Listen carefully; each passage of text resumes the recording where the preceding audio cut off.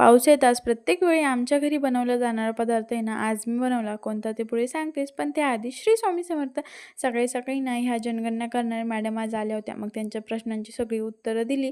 आणि तुमची झाली का नाही अजून जनगणना ते कमेंट बॉक्समध्ये नक्की सांगा. असं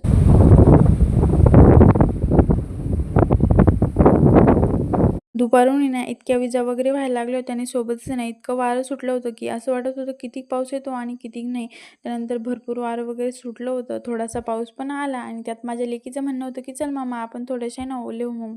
मग आम्ही दोघं पण गेलो आणि पावसात काही इतका जोर नव्हता त्यामुळे ना खेळायला पण मज्जा आली. म्हणजे कसं ओलं पण झालं नाही आणि पावसाचा आनंद पण घेता आला.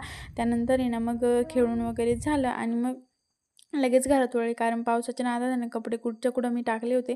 कारण बाकीचं सगळं पण आहे ना घरात वगैरे टाकायचं होतं. मग कपड्याच्या घड्या वगैरे घालून ठेवल्या आणि त्यानंतर आहे मग लगेच बनवायला घेतल्या शेवया. कारण आमच्या घरात आहे ना प्रत्येकाला शेवया आवडायच्या आणि बाहेर पाऊस पडत असला आणि घरात गरम-गरम शेवया खाण्याची मज्जाच वेगळी असायची.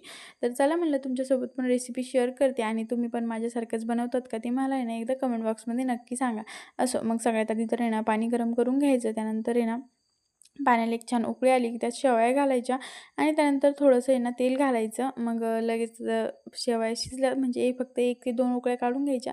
कारण शेवयाला काही शिजायला जास्त टाईम लागत नाही असं. मग शेवया शिजल्या की त्यात चाळणीत काढून घ्यायच्या आणि मग लगेच एका प्लेटीत सर्व्ह करून घ्यायच्या. थोडीशी साखर आणि तूप टाकून छान मिक्स करायच्या आणि लगेच आहे ना मस्त गरमागरम शेवयांवर ताव मारायचा. चला आम्ही शेवया खातो तोपर्यंत आहे ना तुम्ही आपल्या चॅनलला लाईक, शेअर, सबस्क्राईब नक्की करून घ्या. भेटूया पुढच्या व्लॉगमध्ये. तोपर्यंत बाय.